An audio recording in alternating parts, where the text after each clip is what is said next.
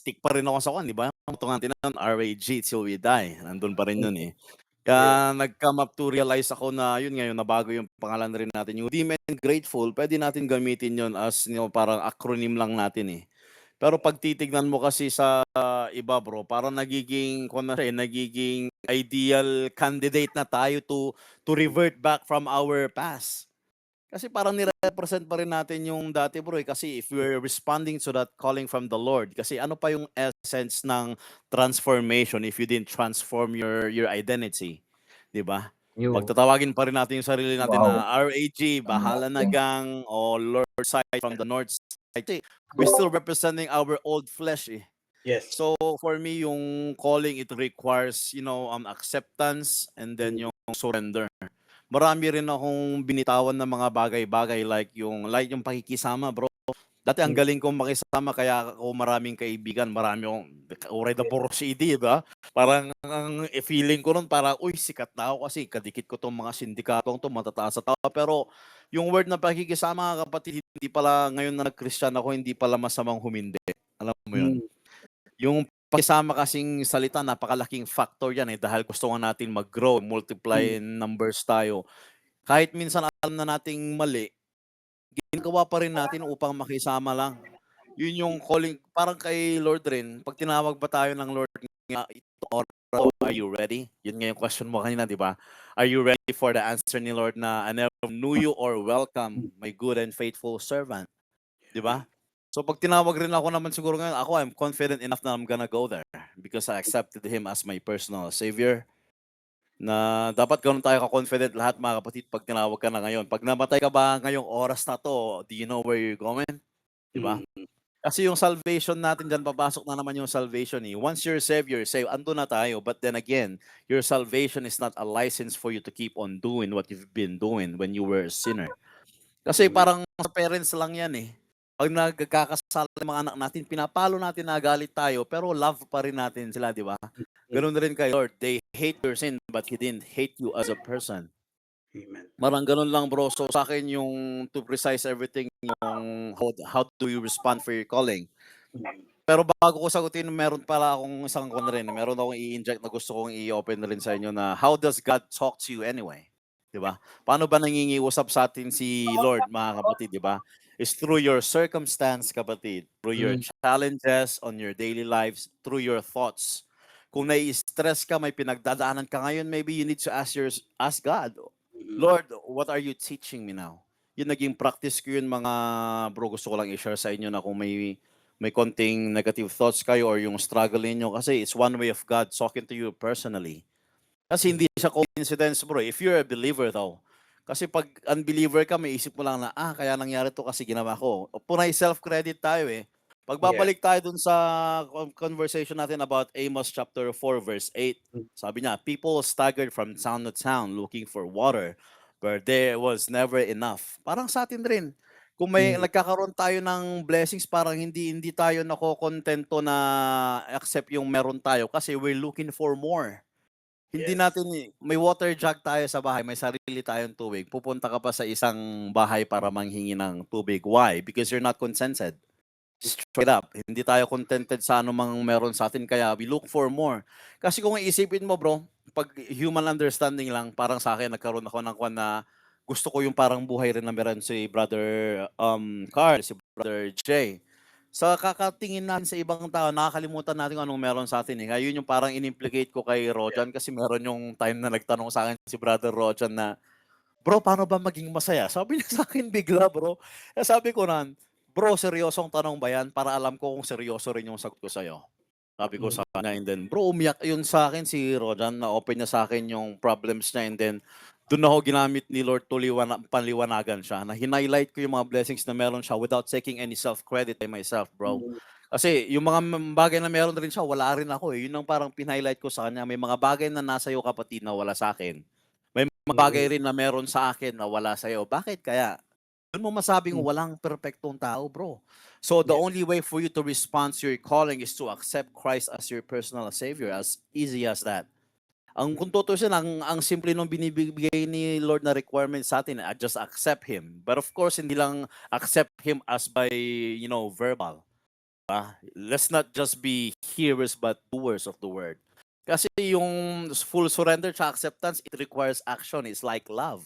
Hindi mo pwedeng sabihin sa isang tao lang na I love you without showing it. Kasi ang dali lang magsalita, ang dali lang mag-memorize ng mga Bible verse, go to church from Monday to Sunday, but after your church service, lalamid na magplan-plan siya ka, shabu ka, taktakaw ka, fornication, di ba? Parang, unfortunately, maraming ganyan bro eh.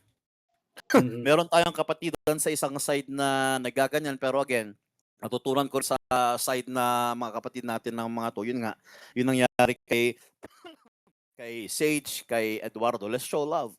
That's the only Yeah. way you can respond to your calling to if you show love. You know, kasi yung 10 commandments ka na precise sa dalawa lang yan eh. Love yourself as you love your neighbors as you love yourself. 'Di ba? Kasi na-over na yan eh. Kumbaga, yung Old Testament kasi for me is a reference. 'Di ba? Reference mo yan. That's why na-override din Lord Jesus Christ yan sa New Testament for you to reflect.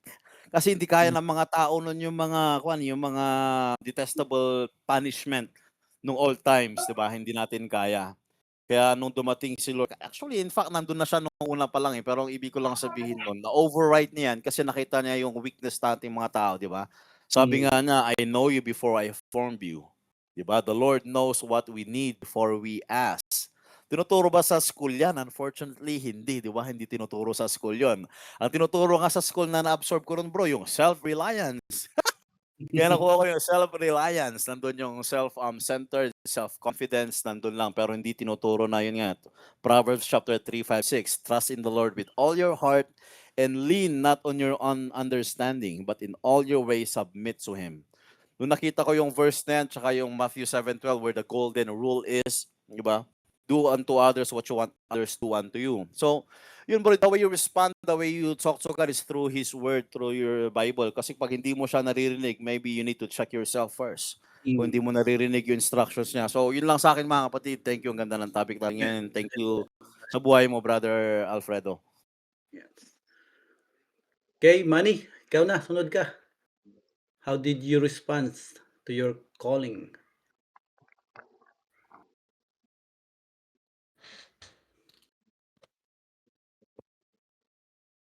No, nawala ata.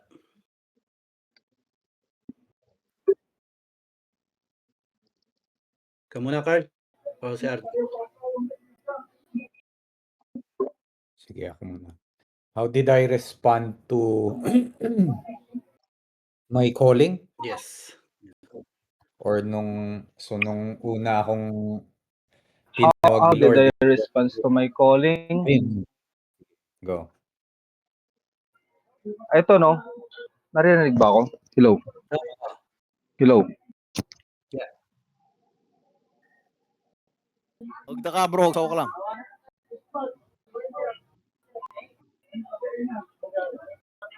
Hello? Mang mangagdak? When bro? Oh, Hello, hello? Nakamiss atian mo mangag ah. Bro, mangmangagda ka, mane. Mane, mangmangagda ka. Ako bro, naririnig niyo pa rin ba ako? Oh, Oo. pwede na. Hindi yung signal ni Manny. Baka hindi niya marinig. Tayo yung hindi niya marinig. Oo. Ikaw muna, RD. Go. How do you respond to your calling, brother? Paano mo na unlock yung sa atin potential mo? Kasi just to share with you, Brother Jay, di muna kami nagkita. Ito yung RD. Naglaing ang giyang. Giyang ako noon. Noon na balita, may ka na. Lagi na akong nililibre dati bro, pero praise God kasi na-transition niya yung nanlilibre siya sa bawal na gamot sa panlilibre niya sa mga musmus sa kalsada mga bata bro. Something na na-humble mo yung sarili mo doon, RD. Kasi alam mo yung feeling ng magutom bro, ako rin eh. Kaya each centime mo sa akin pag nag-grocery ako, minsan parang masayangan ka talaga pag pinaghirapan mo yung pera talaga bro, alam mo yung value niya. Unlike sa atin noon, we squandered. We all came from a prodigal son, di ba? Lahat tayo galing doon. Pero nung balik tayo, nung nakakilala na tayo, di ba? Kaya praise God sa buhay rin ni RD kasi ginagamit na rin siya ni Lord sa maraming paraan ngayon. And then, nakita ko nung nakita kami doon sa natutuwa kami ni Kyle sa kanya pero syempre ayaw lang namin ni Dali sa kanya na sabihin kasi ayaw namin na take na yung credit, pero praise God kasi realize mo na siya all of a sudden, brother, na it all belongs to Christ, lahat ng glory hindi sa atin eh. Sinishare lang natin yung blessings na yan sa ibang tao, kaya praise God sa buhay mo, brother. Thank you. Yeah. Ano yung tanong yung calling ba? Naririnig ba? Yes, kapatid. Yung Wala sa akin. nung call kasi, yung previous na mga pagkakataon, ilang calling na si Lord sa akin. Kaso lang, siyempre, nasa matigas tayo, tao lang tayo eh. Nagmamatigas pa tayo eh. Sobrang daming tulad dun sa verse ng Amos na yan. Yung lahat na ng gutom, lahat ng pagbagsak ng negosyo, lahat ng mga disaster nandyan na.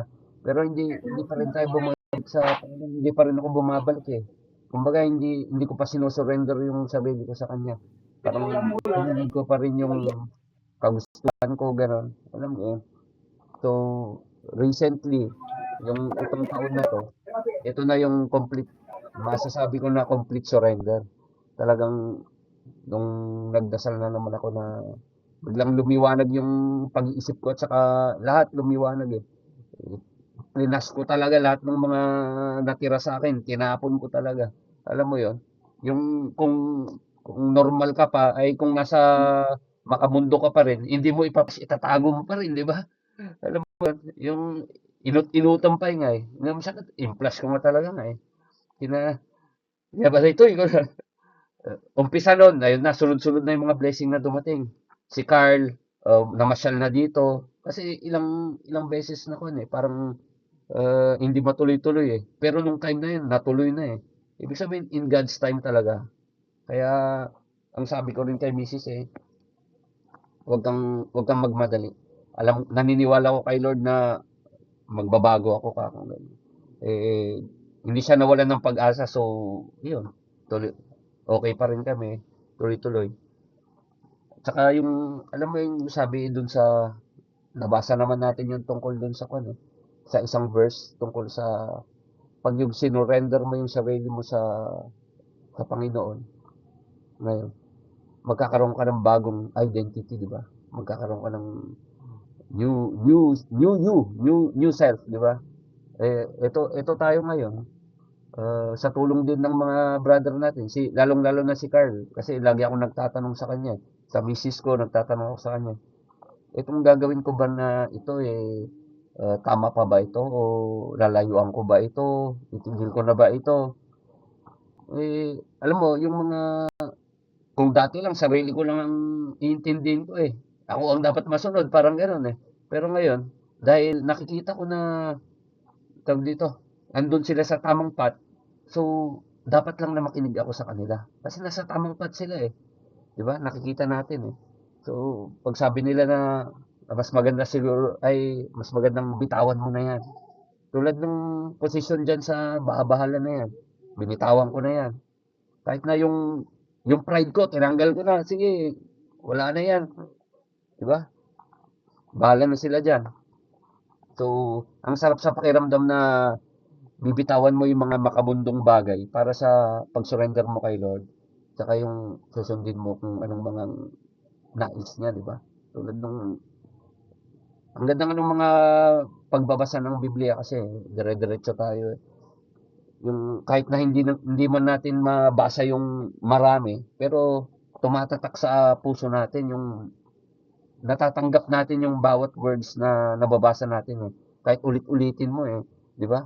Ang sarap ng pakiramdam na maya-apply mo siya sa sarili mo. At saka yung, alam mo yung talagang ma-absorb mo siya eh. Yung ma-absorb mo, alam mo yung talagang maisa sa puso mo eh. Kaya, salamat sa Lord, di ba? At binigyan tayo ng kaliwanagan ulit. Hindi siya nagsawa na, alam mo yun, hindi siya nagsawa na,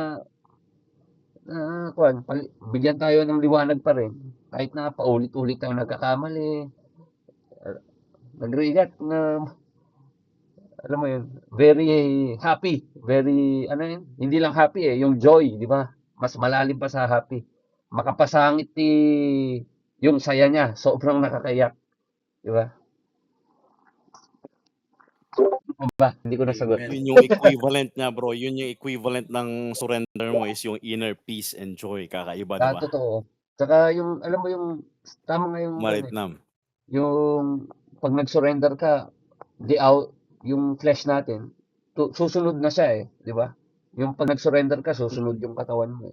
Kung ano yung nasa outer mo, mababago yan lahat So, ngayon nga parang, dahil, ang ways, nagpe-pray kasi ako. Ang way ko lang ang sinasabi sa akin ng Lord mag-share ka lang. Kahit walang makinig sa'yo, mag-share ka lang dyan. Sabi niya. Basahin mo yung mga words ko, hingi ka ng guidance sa akin. Ngayon, kung anong pumasok sa thoughts mo, i-share mo, sige. Share mo. Walang pagkakamali dyan. Di ba? Kaya nga, nice. Yun. Yung sinasabi ko, yung difference ng pumupunta sa church sa truly surrendered. Napapakinggan mo ang Panginoon di ba? Na ganun siya salita sa pangusap sa iyo. So yun yung difference na yung sinasabi ko kanina na yung kukuha ka ba ng nutrients sa ibang tao o sa Panginoon. So yun yung pag truly surrender ka talaga, Panginoon ang mangungusap sa iyo mismo And yun yung nagagawa mo ngayon. It's very powerful and I'm so blessed nga yung sa ginagawa mo, kapatid It's a reminder din sa akin na yung ginagawa mo dati na ginawa niya rin sa akin and there's something more sa calling mo, kapatid. Totoo. And keep on responding sa Panginoon. Amen. May share natin tong Ephesians ulit. Ephesians yung chapter 4 na to. Tumatak to sa akin na naman Sabi niya, Ephesians chapter 4 verse 2, lagi kayong maging humble, mabait at matyaga. Pagpasensyahan nyo ang isa't isa para ipakita ang pagmamahal nyo. Gawin nyo ang best nyo para hindi mawala ang unity na binibigay ng Holy Spirit sa tulong ng kapayapaan na naglalapit sa inyo sa isa't isa. Alam niyo yun yung kasi yung context nito tungkol dun sa mga Ephesians to, di ba? Yung kay Paul to, no?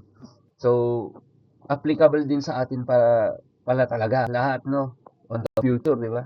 Sa grupo natin ngayon na tinataguyod natin, tingnan nyo, maging humble, mabait at matyaga tayo sa bawat isa, di ba? Kumbaga yung mga kasama natin medyo may madadapa, intindihin na lang natin, di ba? Pakita pa rin natin yung pagmamahal tulad ng sinabi ninyo. Ayun, para makip yung unity natin sa pagpe-praise natin kay Lord, di ba? Ganun na. Okay. Ganda. Praise God. Manny, your turn, Manny. Wala ulit pala. Ikaw na, Carl. Sige, ako naman. Praise God lang din sa sa nangyayari sa buhay ni RD kasi nagiging blessing yan sa amin sa ating lahat. And ganun din naman yung naging journey natin lahat dito. Parang dumaan talaga tayo sa first step na which is to surrender kay Lord. And sa bawat pag tingnan ko lang, tagal-tagal nating kasama si Lord, sa bawat surrender natin, let go na natin yung kailangan i-surrender sa Kanya, doon talaga nagkakaroon ng transformation. Na doon niya tayo tinuturuan ng mga bagong lessons na ganyan, kailangan natin maging humble enough para maturuan tayo ng mga bagong bagay. Kasi yung nangyari sa atin parang same patterns lang. For me, gano'n, di ba? Puro mga kalokohan yung laman ng utak natin. Kunwari ito, punong-puno ng kalokohan yan. Ang ginawa ni Lord, parang each na surrender natin, nababawasan yung kalokohan. Tapos, inalagyan niya ng bagong knowledge, which is yung from the Bible. Tapos yung Holy Spirit. And then, siya na mismo yung nasa loob natin sa baso na yun. And then, yun, ang galing lang kasi very powerful yung ginagawa sa buhay natin and ginagamit niya tayo to reach out to others para sila din magkaroon ng relationship with the Lord Jesus. And yun, yun lang yung sa akin. Yung brokenness na period, talagang kailangan natin pagdaanan at some point sa buhay natin. And yung response natin doon talagang surrender lang talaga in order for the Lord to truly transform yung heart natin. And the more we surrender yung mga bagay na gusto nating kontrolin, the more na nagkakaroon tayo ng indwelling of the Holy Spirit. And yung Holy Spirit na rin yung nag-guide sa atin. Kasi at times, atakihin tayo ng kalaban na hindi mo alam yan. But si Lord din talaga yung through the Holy Spirit na siya yung nag-i-equip sa atin. As long as tama yung heart natin. Tama yung heart natin na, sige, ikaw na bahala, Lord. Hindi ko gagawin according to my own strength or according to my own wisdom. Pero ikaw na yung bahala, Lord. And then, si Lord na din yung gagawa ng way sa heart natin to seek knowledge from sa mga kapatid natin or to seek yung His Word through the Bible. And so, doon talaga nagsisimula lahat, the heart. The heart of surrendering lahat kay Lord. And ganun yung naging pattern ng Israel dito sa Amos 4. Parang binigyan ni Lord sila lagi ng pagkakataon to surrender everything, pero paulit-ulit din sila na balik sa dati nilang gawain. Parang from verse 6 to verse 13. verse 11, parang may gagawin si Lord na discipline them in order for them to realize they need to surrender and be broken, but you still would not return to me. Ganun lagi yung pattern from 6 to 11, but still you would not return to me, says the Lord, but still you would not return to me. So parang ganun din yung buhay natin noon. Yung follow lang natin yung gusto natin sa tropa, andun din si Lord na nagsasabi sa atin, but still you would not return to me. Until such time na dumating na tayo sa point na nandito tayo ngayon, nag-uusap-usap, nako-contrast na natin yung response natin kay Lord noon. And we just praise God for allowing us to be humble din na i-surrender yan sa Kanya. And accept Jesus na siya na yung maging Lord natin, siya na yung maging OG natin, and then we need to be in the same fellowship with other believers. So yun, babalikan ko lang yung kanina, yung na-mention ni RJ na paano natin naririnig si Lord na mangusap sa atin. Yun yung na-mention niya yung circumstance. Ganun din yung sa the Lord speaks to us through His Word.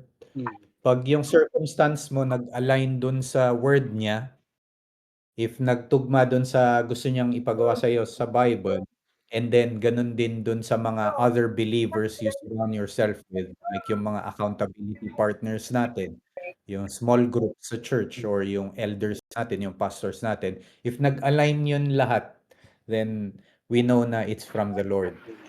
But if yung circumstance mo doesn't align with the Word, ibig sabihin, mas matimbang yung sa Word. 'Di ba? Kasi si Lord directly from the Word yan eh. Yes. But yun, if nag-align naman yung Word with yung yung believers, advice ng believers, and for sure, that's the Lord as well, 'di ba? So, yun.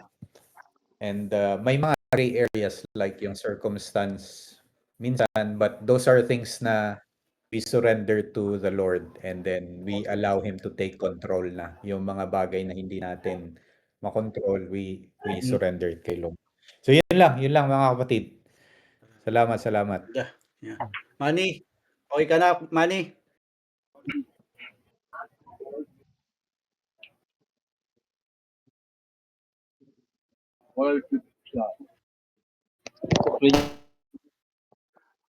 Matiti-signal ni Manny ah.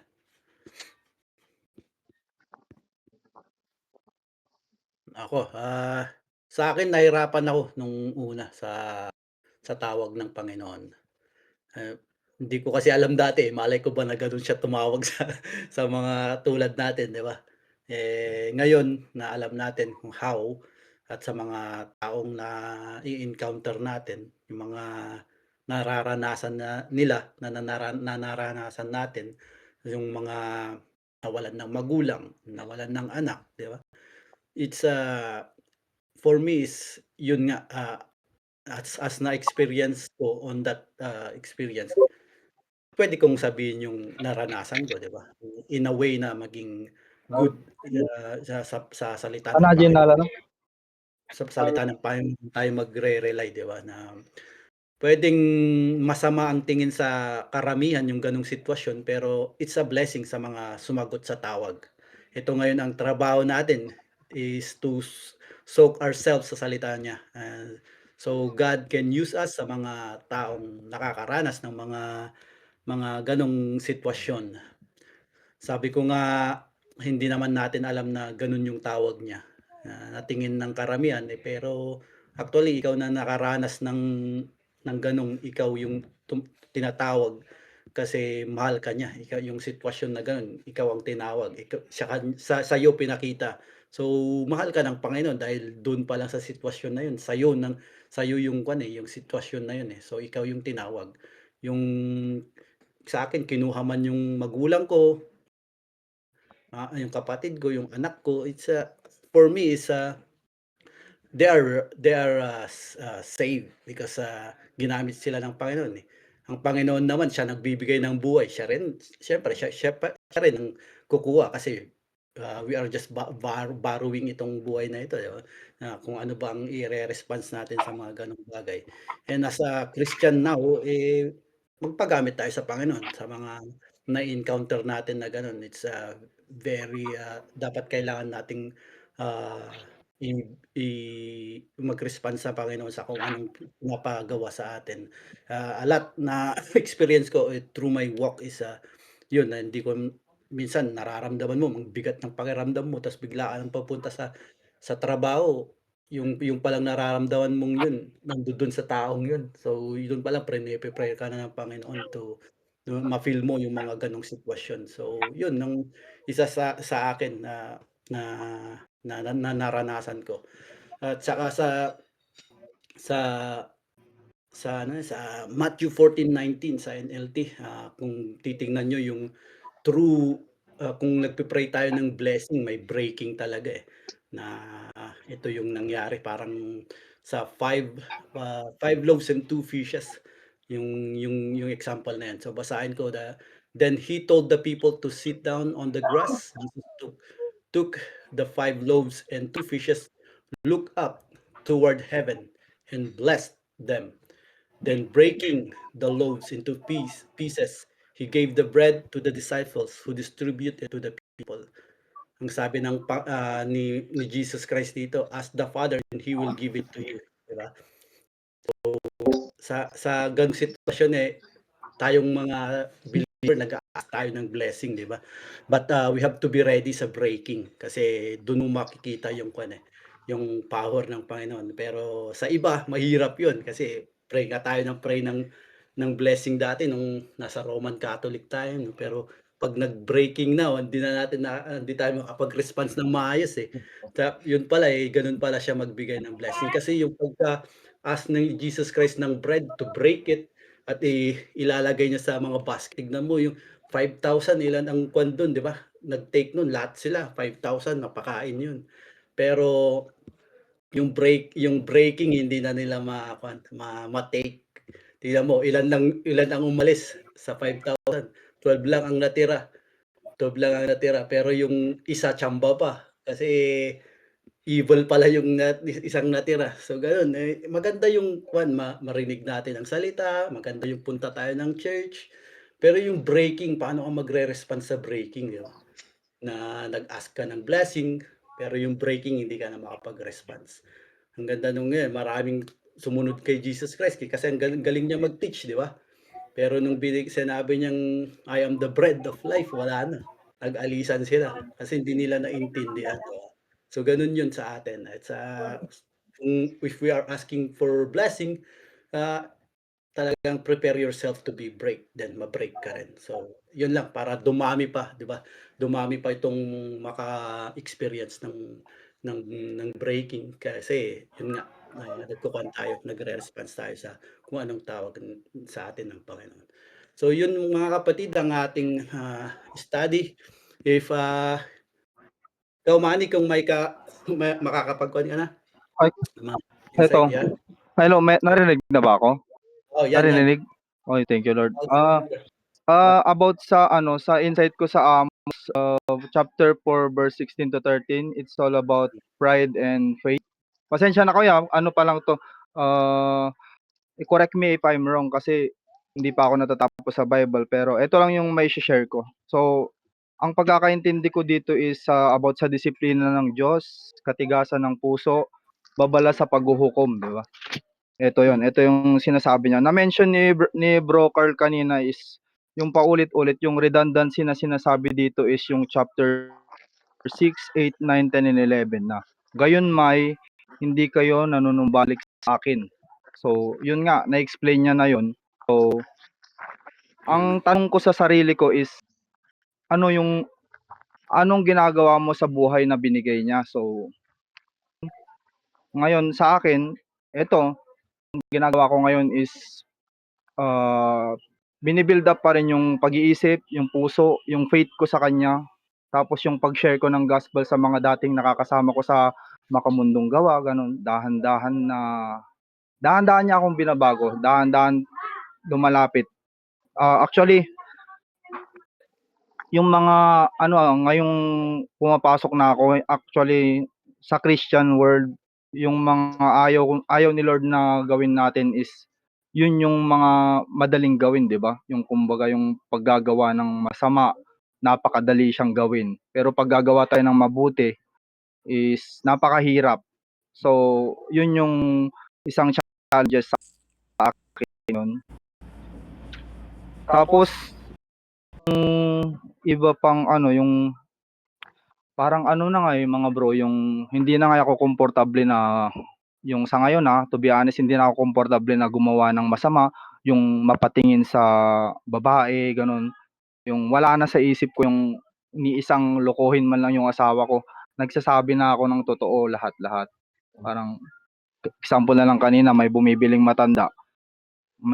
Yung pricing ko is parang naisip ko sobra ata yung price. Ngayon hinabol ko siya. Binigay ko. Ang sinabi ko lang sa kanya na, mother, eto blessings.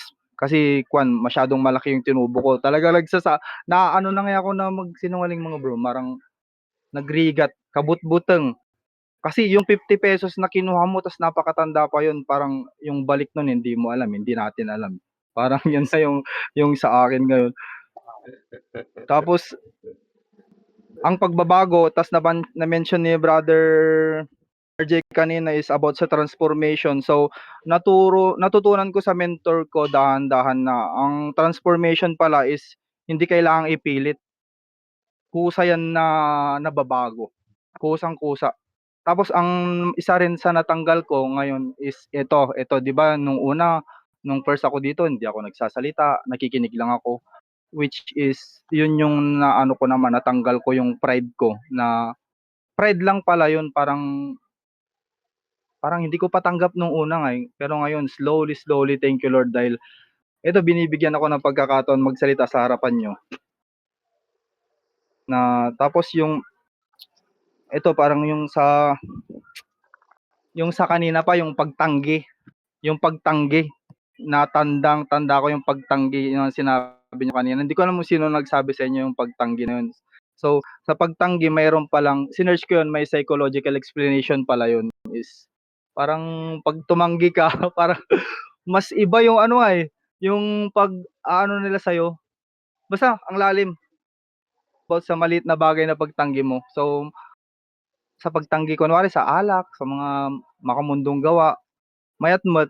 Tapos last nga nakuha na tatay ni Bro RD is eto nakasulat pa sa papel ko.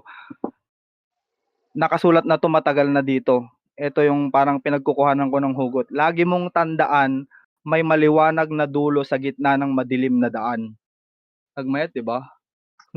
Kasla daytoy J mangyari. Andiyan ka muna mangagdak, wala na akong naririnig sa inyo, eh. Kaya tapos eto, oh, Net. tapos daytoy DJ paulit-ulit nga mangyayari agsa-Saudi ti panunot ko nga, do not play with God. Yun na lang yung word na yun, wag kang makikipaglaro sa kanya dahil once na nakipaglaro ka sa kanya, mas naniniwala ako sa karma. Once na nakipaglaro ka sa kanya, baka iba yung malaro, eh.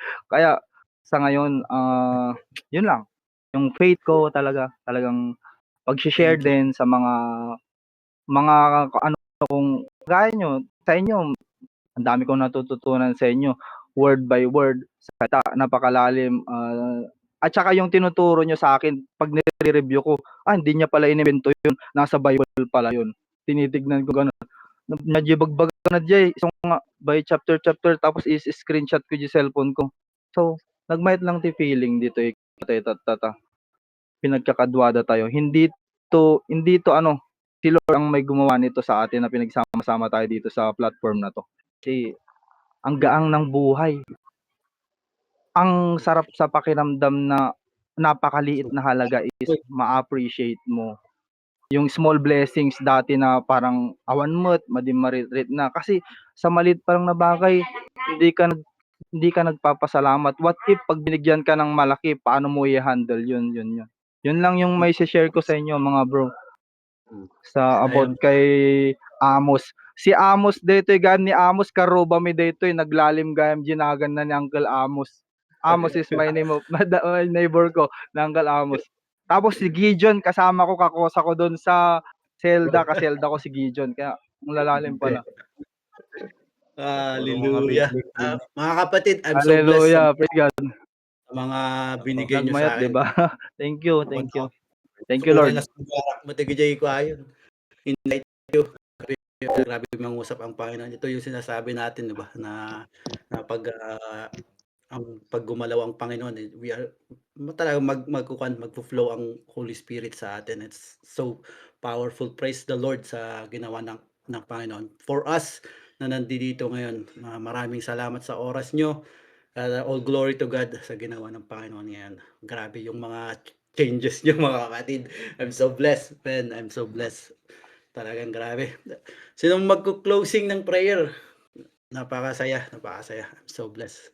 Natuwa lang din ako dun sa ano ni Manny, yung conviction niya to balik yung 50 pesos, no? Yun yung ano eh. Hindi mo maloloko ang Panginoon, sabi nga, di ba? Don't play with God. Ayos siya. Grabe. Play with God. Nakikita niya yun eh. Yeah. Hindi, laruin mo ng lahat, wag lang siya.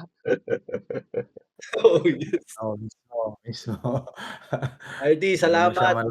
Manny, RJ, and Carl. Blessed Saturday. Blessed Saturday.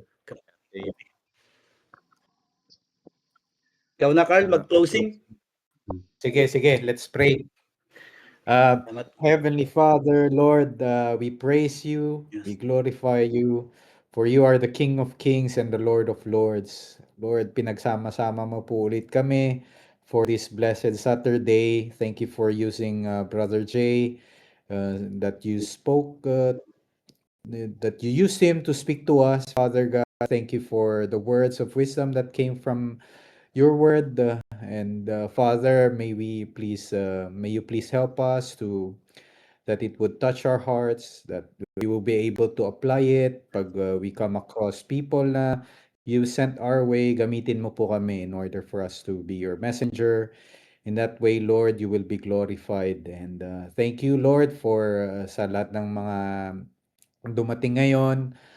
Praying for each of us here, kay RD, kay Manny, kay RJ, kay JR, and ganun din sa mga iba naming kasama sa group. We just continue to lift them up to you wherever they are, that may you protect them, may you guide them, the decisions that they have to make, Lord. May you override anything that is not from you. In that way, Lord, Ang madinig nila is your voice, and that they would apply the things that they are learning from this group or from their reading or through the Holy Spirit that's living within them. Father, may you continue to guide them. Protect them from the evil one, Lord, for you are our shield, strength. You protect us from any attacks from the enemy, Lord. Sa'yo lang nanggagaling lahat ng strength that comes from you, Lord, and ganun din sa mga sa wisdom, Father God.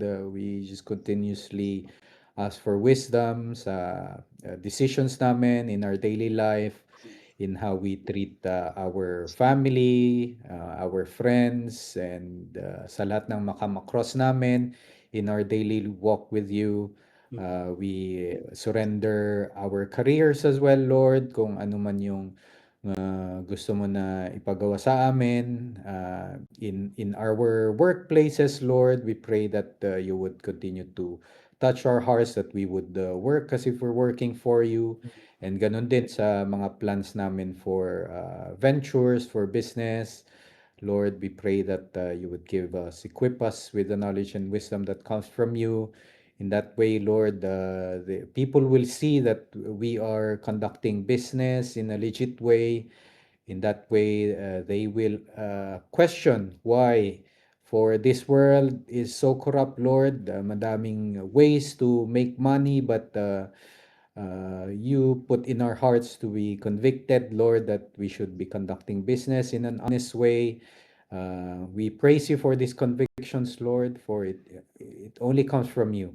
Pag kami lang, Lord, we know na we would take advantage of people, but because you are within us, Lord, you continue to change our hearts. And Father, we just lift up to you the knowledge and wisdom in order for us to conduct these businesses in the right way, how we manage our finances as well, Lord, for we know that all finances comes from you. You are the one who provides our needs, our daily food, the way we manage our budget, Lord. Give us the knowledge and wisdom. In that way, Lord, it will reflect our relationship with you. Na in the little money that you give us, Father, we will know how to uh, be a blessing to others and be a blessing to our families, most especially, Father God. We praise you, we glorify you, Lord, and we lift up to you the rest of the day. Continue to guide us. In Jesus' name, amen. Amen. Amen, amen. Selfie muna tayo, kapatid Bawal. Selfie muna tayo. Manny. Nawad sa amin nun. Okay. Thank you mga kapatid sa prayers. I'll see you guys on Saturday. See you. Sige. Ay, RD, stay ka muna. And then Manny, if possible. Okay, bye-bye mga bro. May Bye. Sige. Sige. Kung gusto nyo makipag-chika pa, stay lang kayo. Chika natin. Magkatsa bola ka. Ha? Anong chika nyo? Hindi yung sa yung kay Alexis. Yung kasi, di ba yung kailangan nyo na mag-move, RD? End Oo of nga this month? Oo nga eh. Next And week na naisip yata kami yung sa mag-move kasi. equipment. Tama. Oo. I-try ko na i-message ulit siya. Kasi yung plano namin, JR, yung napag-usap na kami nila Alexis na doon muna sana sa kanila. Good. Kaso may mga nag-change yung plans na may mga gamit doon. Pero hindi ko pa na-contact ngayon eh. Contact ko mamaya. If okay siya na doon, then ilipat natin this week. Kaya nga. But ang isang naisip ko lang, pwede naman din kina Manny. Pwede kaya sa inyo, Manny? Ita-travel nga lang natin sa Tarlac. Lalamu. Malayo. Diba? Hindi, kahit yung sasakyan ko. Gamit ni RD? O yung gamit niya, pang Ang baking. lalaki. Ito na, magkukumparay ko. Ano magkakasya? May ikon pa. May malaki. Marami. Sisipan. At truck kailangan. Ilalamove lahat. Ano ba yun? Yung freezer? Sportify. Ah? Ah. Yung mga pang laundry. Ay, oo. Meron pa pala yun. Hmm. Akala ko yung ice cream machine lang tapos yung May oven pa, ano nun, mixer. may oven. Oo. Yun bro, parang inaano namin kasi magmo-move sila sa Las Piñas. Yun, Okay. inopen ko nga sa kwan eh, sa D group namin eh. Kung sinong gustong makipag-collab na eh. Di ba? Oo, kasi yung time frame eh. Yun mo, 5 days na lang oh. Na, Oo nga, yung 5 days. Yun din iniisip ko eh, paano kaya yun yung oo, i-contact natin si Alexis kung oo. ano, sana ano, hipuin ni Lord yung puso niya. Oo, sana nga eh. Para kwan, kasi hindi rin sumagot yung mga ka-D group. Wala ring Oo. nakasagot. Pati yung upline yata ng babae. Ibig sabihin, Oo. hindi para doon. Kasi yung time Oo, eh. hindi. Oo. At So, saka may parang ano kasi sa D group na parang just to protect yung D group itself, yung parang yung business conducting sa small groups. Kasi marami dati, ang ginagawa nila nagjo-join sila sa D group tapos yung pala magbebenta ng mga ay, tama ka ba business dyan? ano, yung mga insurance gano'n. Ay, hindi. Kaya ever since parang inano nila na walang conducting ng business sa D group. Unless of course mapag-usapan niyo at some point na Yan, ano gusto niyo. nilipat na kami ng konto, hindi na namin madadala tong mga to, kung ganyan. Eh, nung last na nag-usap tayo nila Alexis, sabi ko, ako, hindi interesado ito. Alanganin ka, kung Oh, ganyan. Oo, alanganin. nag-change yung ano niya eh. Parang Mm. nag-change yung Pero, utak niya eh. pero Kasi ang sabi, pumayag na siya noon, bro. kaya nga eh. Pumayag na So, siya noon. Tapos nagbigay siya Kaso ng parang schedule, no? nagbigay siya ng Yun nga, schedule. Tapos eh, next week na naman. pero patience, sabi nga, patience sa kasama. Alam mo yun. Oo. storage, wala bang storage na yung parang Mahal? mga ano yun? Mahal Yung ba? ano dyan, Oo. dito yung Oo, parang 10 square meter ang liit, di ba? Nasa mm. 20,000 monthly. Nagina, okay na. Oh, Uy, hindi. mahal, Eh, mahal. ganito na lang. Kung hindi si Alexis, offeran na natin na kahit 2,000. O di pangdagdag niya rin ng ano. Hindi, open man tayo sa gano'n. Kaso lang, siya naman Oo. na, ang Kailangan sinabi, sabihin niya. hindi, sinabi naman ni Debbie yun eh. Sabi niya, kung magkano yung Oo. renta. Kaso lang, ang sabi niya, parang wag na.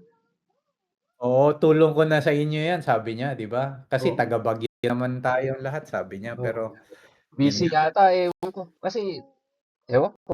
Eh, maglilinis naman tayo. Tayong maglilinis doon eh. Oo. Oo.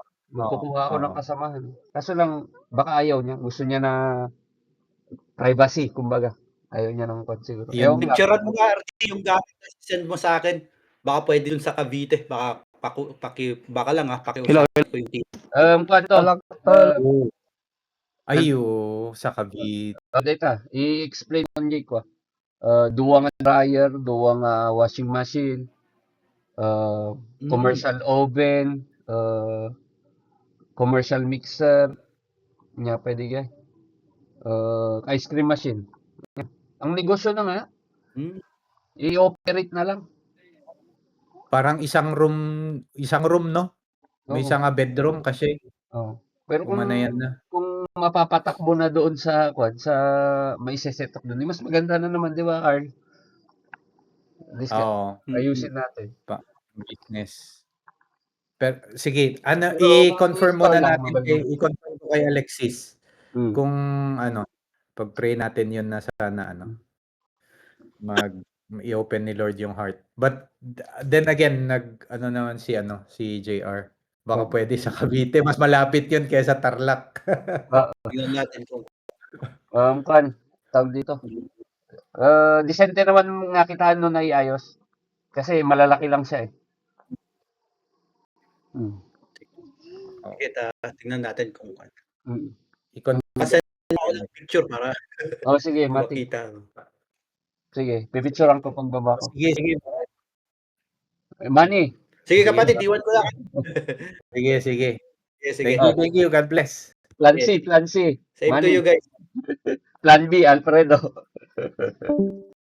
Oh, yeah.